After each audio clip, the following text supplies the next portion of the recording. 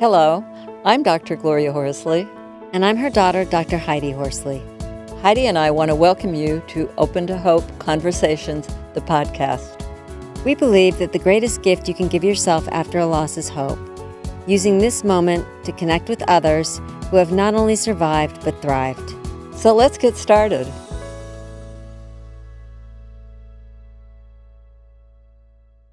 Welcome to the Open to Hope Show. I'm your host, Dr. Gloria Horsley, with my daughter and co-host, Dr. Heidi Horsley. Well, Heidi, we have got an interesting show on because we have a gentleman on who's going to be talking to us about soldiering on through grief and moving through the chasm of grief and through that into a life that we don't want to live, a happy, healthy, and productive life. So Heidi, you want to introduce our guest? Sure. So our guest today is James Sesnak. He was a nurse working in critical care, but when his wife died, it became very personal to him. James is the author of Soldier On, a memoir of my late spouse. Welcome to the show, James. Well, thank you. Thank you for having me. Yeah. You know, James, it was interesting because I was reading about your life, and you say that your life's so good now, it's scary. Yep. And the idea that you had seen a lot of grief and loss and death and all that kind of thing in critical care in nursing, but when it happened to you, it became personal. Talk about that. It was unbelievable. It was a transition. My wife did not die unexpectedly. It was a long process. She had cancer for 15 years, and it was an up and down like a sine wave. Got hope, then despair. Hope, bad news, up and down, up and down. A year before she died, she had a surgery, which I wrote about in the book. And in that surgery, everybody, not without one exception, cheered and said, "You're going to live forever," basically. And 364 days later, she died. Wow. Yeah. And her death in the last 3 months was an unbelievable experience. You know, when you're working as a nurse in the hospital, I work 12-hour shifts. So you spend 12 hours bedside with somebody who isn't doing well, is on their way to death. Mm-hmm. And then when you go home, it's like, okay, their pain doesn't register in your mind anymore. You're Right. home, you're having dinner, you're doing whatever you do, you take the dog for a walk, whatever. But this was different because this was there in front of you and you could not escape it. Yeah. I guess people do run away. I've read about a lot of people whose husbands just leave. You know, and I couldn't do that. So as a result, the last 3 months was pretty much bedridden. Now, for nurses, as a nurse, you understand this dosage. In the last month, she was hurting. She wanted to basically wait, didn't want to die, but knew it was going to happen. They brought her into the ICU where I worked. So all of my friends were there. Mm-hmm. They gave me a room on the far end by itself. And that was where she died. And she died holding my hand the next day. And it was really pretty unbelievable. When she as a nurse, you know when they're going to die. You're not sure which breath it'll be, but you know it's going to happen. Right. And when she took her last breath, it was like for about 15 seconds, you're looking at it, go, "Oh, come on, breathe, breathe." And then when you realize that she wasn't breathing anymore, it's by myself with her. There was a moment of almost joyous ebullience. And then all of a sudden it just crashed down. You and your wife were both nurses. You've lived all over the country in really interesting places. And it sounds like you were extremely close. And I'm just wondering, I mean, here you sat bedside, watched her go through all this pain and then die. And yet you say, and I quote, "My life is so good, it's scary." Yep. So, you know, my mom and I are like, okay, how did he get to the point where it's that good? Well, I decided in my head that I would give myself 1 year to grieve. Mm-hmm. And I gave myself 3 months I decided right away that I didn't need it. I wanted to have another person in my life. Mm-hmm. Because my late wife always said, if you have a good marriage and for some reason it ends, i.e. death, you want to do it again. Mm-hmm. And that was my thought. You were going to give yourself a year to grieve, Yep. but 3 months after you went online. Tell us about that. Well, that was interesting because first off, we never had any kids. Mhm, So, and I hadn't dated in 30 years. mhm. So I had no clue. I had no idea. I mean, what do you do? It was a new world with the internet too. Yes, exactly. So went online, and of course, if you're familiar with Sedona, it's a small town. Yeah. And my rule in dating was I don't date anybody for work because everybody knew my story. I didn't want to get involved in that. So I was dating around town, and it's a small town. And I thought, wow, I'm going to have to expand my horizons. Started local and looking online. It was a website. And so I met a few people in Sedona. They were nice, but it just didn't click. And one day I saw this one beautiful woman who happened to live in Phoenix. Now, if you're familiar with Sedona and Phoenix, that's a 2-hour drive. Yeah. And I'm thinking, how in the heck is this ever going to work? But I figured, what the heck? I already know it's in Sedona. That ain't flying. So we made an appointment, made a date. I met her at Mimi's restaurant in Phoenix. And when I walked through the door, I saw her sitting in the back waving at me, and I knew right away this was the person I needed to be with. What did you do for those 3 months? I mean, people are wondering, how did you keep yourself together for those 3 months? With great difficulty. I worked. I was working part-time. I worked Friday, Saturday, Sunday, Monday, 12-hour shifts, and then I had 10 days off. I must say, let me just subset that. The job that I worked at worked out so well for me. They were so kind. And I don't understand how someone who doesn't have financial security, which I luckily happen to have, can deal with something like this. I mean, I had no debt left from when Cath died from cancer. That's pretty rare. Yeah. I know there are a lot of widowed people who just wonder how they're going to survive. Exactly. See, for me, I don't want to say I had it easy, but I had it easy. I had no debt. I had a job that was secure. I had a house that was paid for. I had no debt. And it was just me. So I'm thinking, what am I going to do? Sit around and feel sorry for myself? Which I did. How lonely? Lonely is the word I always hear. Lonely. For me, it wasn't lonely. It was just missing companionship. You know, I guess you can call that lonely, but it was companionship. I longed for I missed the companionship. Yeah. And it's what I did. You asked me what I did. What did I do? First thing I did, I went on a pilgrimage. Oh, I called it my pilgrimage. After I buried her, we had 2 funerals, one in Sedona and one in Ann Arbor. After I buried her in Ann Arbor, I came back and I literally the next day got in my car and I went from San Diego up Highway 1 all the way to Vancouver Island. Just stopping wherever I wanted to. I'd throw my lounge chair out, cry my eyeballs out. And when fate wanted me to move, I would move. I had no time to end. There was all the time I wanted. So that's what I did. And I was gone for like, I don't know, probably 3 weeks at least. wow. And just sat. You know, you don't have a curfew anymore. Exactly. You can do whatever you want. Because for a year, I slept with one eye open. Yeah. Wow. Because I was, monitoring her. And it was just exhausting. But you can't say I'm tired because the person you're looking at is dying. That's no comparison. That's not even in the same ballpark. Yeah.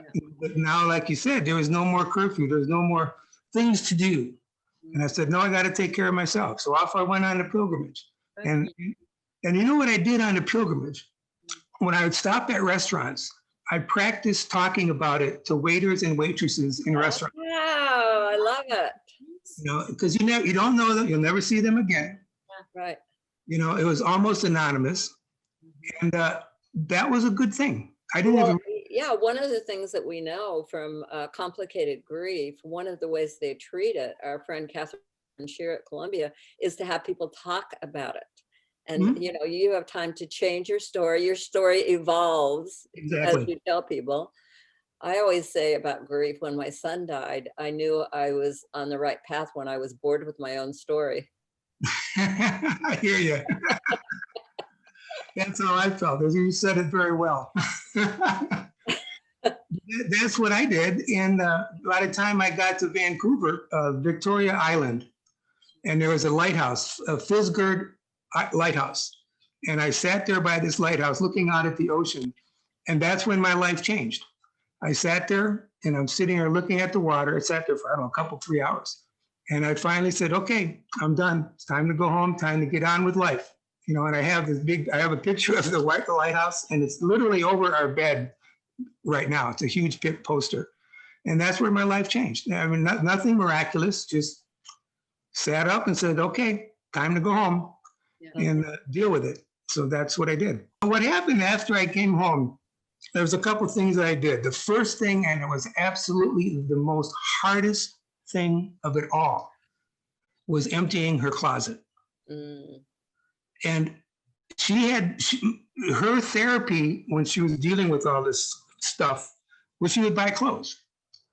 And she'd never wear them because she was dying of cancer, but she'd buy clothes. And I still had clothes in there that had the price tag on them. Oh, wow. Yeah.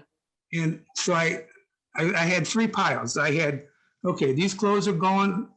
I don't know what to do with this pile, and I'll deal with the 3rd pile later. And over time, the piles eventually went away. I also refurnished my house. I tore apart things, painted everything, cleaned it all up. The bedroom looked like a hospital ward when I came home. There was IV bags hanging all over the place. Oh my. It was just a big mess. And I said, no, this has got to change. So that's what I did. And I also took up ice skating. Wow, I love this, James. And I ended up playing ice hockey. So that was good therapy. Oh my gosh. Well, that you got you with some guys too, right? But I would go running also in the morning. I think exercise is imperative. You got to move. You can't, you got to move. Also while you're running or skating, your mind is also going over all the stuff that happened to you. So you kind of process it a little bit. So that was helpful. When I met Alice, my life totally changed. I met somebody who was so compatible. I couldn't believe that I found somebody that was so compatible. Curiously enough, which I did not know at the time, but curiously enough, she too had lost her spouse 1 year before me. Wow. And he died. He was a firefighter, and he died from colon cancer. And she did the same thing I did, only it was in a shorter duration. It was a few, 3 years or so measured versus 15. So we both had that commonality, if you will. What was a learning experience was that when you lose somebody like that, I was married for 30 years. When you lose somebody like that, you know what you're looking for. And even more so, you know what you're not looking for. Yeah. And it's so often so in front of your face that was so blind to you when you were a teenager or in your early 20s. When you go through something like that, and I was 60 years old at the time, you don't put up with a lot of stuff. Maybe that comes with curmudgeon and old age. I don't know. But you look at this and you go, this isn't going to work. You don't try to convince yourself that this is going to work. And, if I can just change this will work. No, it doesn't work that way. So that's what I learned. And as a result, Alice felt the same way. So we've been married, we've been together. Actually, Halloween 8 years ago was our first date at the Phoenix Art Museum. Wow. And we've been together.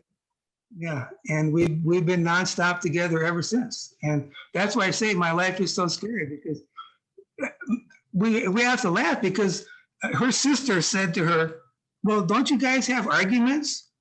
And we looked at each other and go, no. Is that a prerequisite?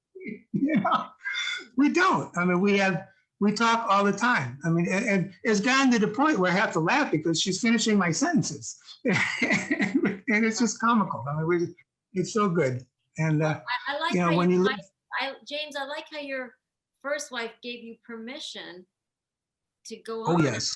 She died. She basically said, you need to go and date and find somebody else. I mean, that's a beautiful thing she gave you, I have to tell you. I think that's also why you jumped on board so quickly, because she was on board with it.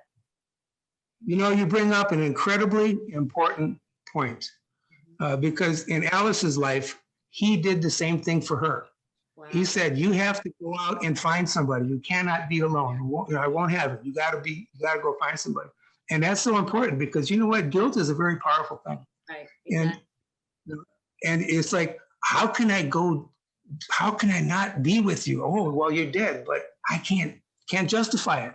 Yeah. That permission is a huge, huge thing. It's interesting you brought that up because I couldn't agree more. Was there anybody thought it was too early after for you to be getting involved in a relationship? Scary.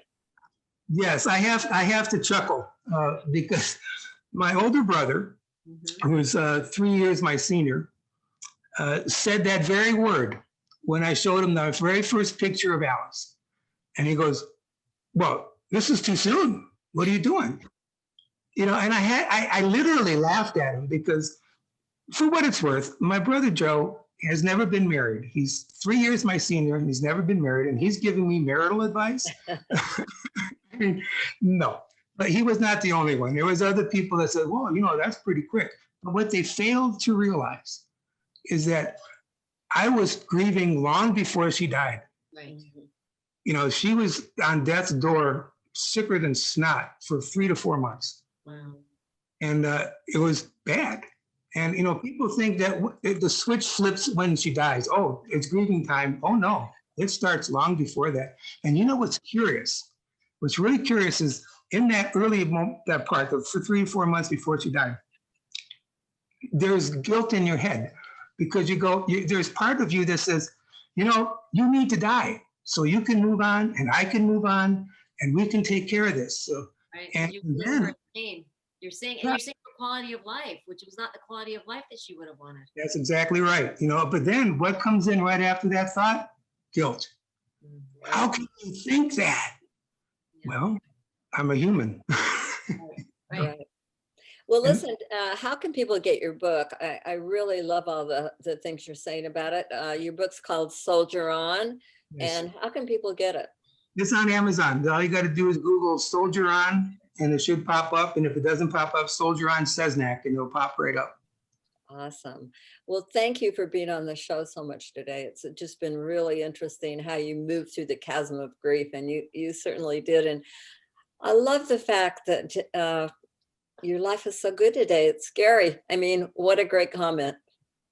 Thank you. And it's true. It's scary. I agree, James. I think it is you're really refreshing. It's refreshing that you're so candid and that you soldiered on. Because the reality is, if you hadn't soldiered on, your first wife wouldn't be here anyway. I mean, she would have wanted you to soldier on.